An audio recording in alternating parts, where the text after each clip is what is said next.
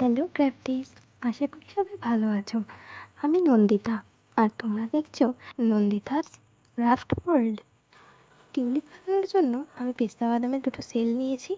তারপর দুটো সেলকে আমি B7000 গ্লু দিয়ে জুড়ে নিয়েছি।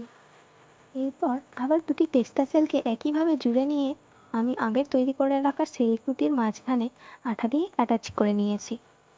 এরপর একটি উডেন স্টিককে আমি সেলটির পিছন দিকে আঠা দিয়ে এইভাবে আটকে নিয়েছি। দেখলে তো কত সহজেই টিউলিপটি তৈরি হয়ে গেল। এরপর টিউলিপটির জন্য আমরা পাতা বানাবো। আমার কাছে সবুজ কাগজ না থাকায় আমি একটি কাগজের দুটো দিকেই সবুজ রং করে নিয়েছি। এরপর এই কাগজটিকে এইভাবে দুবার ফোল্ড করে নিয়ে আবার মাঝখান থেকে আরেকবার ফোল্ড করে নিয়েছি। তারপর আমি পাতার আকারে কেটে নিয়েছি।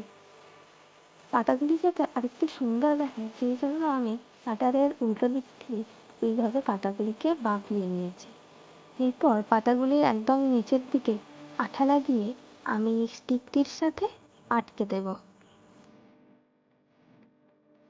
এরপর রং করার পালা। আমি এখানে সাদা আর হলুদ রঙকে মিশিয়ে একটু লাইটার শেড দেওয়ার চেষ্টা করেছি। এই রঙটি পুরো টিউলিপটির উপরেই আমি অ্যাপ্লাই করব।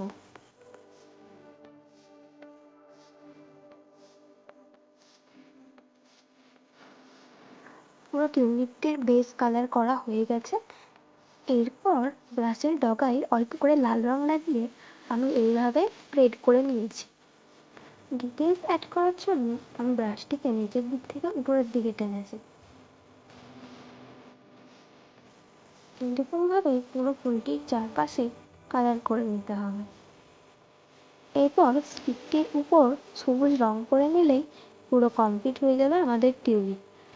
ভিডিওটি যদি ভালো লেগে থাকে আর হেল্পফুল মনে হয় তাহলে অবশ্যই ভিডিওটিকে লাইক করো আর চ্যানেলটিকে সাবস্ক্রাইব করে বেল আইকনটি অল সেট করে দিও। তাহলে দেখা হচ্ছে পরের ভিডিওতে। ততক্ষণের জন্য টাটা আর থ্যাঙ্কস ফর ওয়াচিং।